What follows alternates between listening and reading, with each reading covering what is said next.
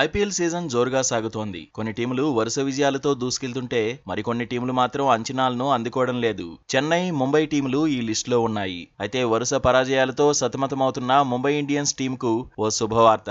మొదటి 2 మ్యాచ్ల్లోనూ ఓటమి పాలై పాయింట్ల పట్టికలో అట్టడుగు స్థానంలో ఉన్న ముంబైని ఆదుకునేందుకు మ్యాచ్ విన్నర్ వచ్చేస్తున్నాడు.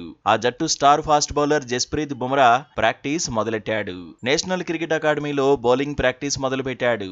వెన్నునొప్పి కారణంగా బుమ్రా ఈ ఏడాది జనవరి నుంచి క్రికెట్ కు దూరమయ్యాడు. ఆస్ట్రేలియాతో జరిగిన బోర్డర్ గవాస్కర్ ట్రోఫీలో 5వ టెస్టు తొలి ఇన్నింగ్స్ లో బౌలింగ్ చేసి గాయపడ్డాడు. ఆ మ్యాచ్ 2వ ఇన్నింగ్స్ లో కూడా బౌలింగ్ చేయలేదు.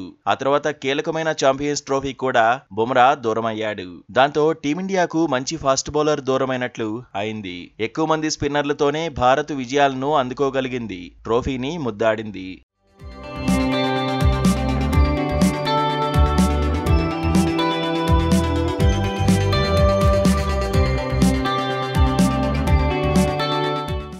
ఇక ఐపీఎల్ సీజన్ ప్రారంభమయ్యే నాటికైనా అందుబాటులోకి వస్తాడంటే అది జరగలేదు.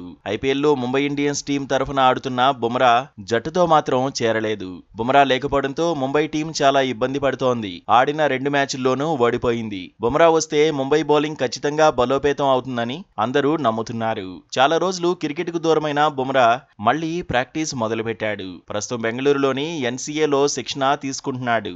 అక్కడ బుమ్రా బౌలింగ్ చేస్తున్న వీడియో ప్రస్తుతం సోషల్ మీడియాలో వైరల్ అవుతోంది. అయితే బుమ్రా పూర్తి స్థాయిలో కోలుకుంటేనే మైదానంలోకి తిరిగి వచ్చే అవకాశం ఉంది. బుమ్రా ఎప్పుడు మైదానంలోకి అడుగు పెడతాడనే విషయంలో ఇంకా స్పష్టత లేదు.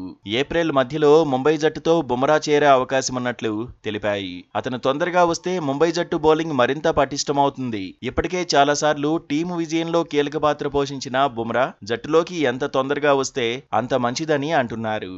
ఇక అభిమానులు కూడా కమ్బ్యాక్ బుమ్రా అంటూ కామెంట్స్ చేస్తున్నారు.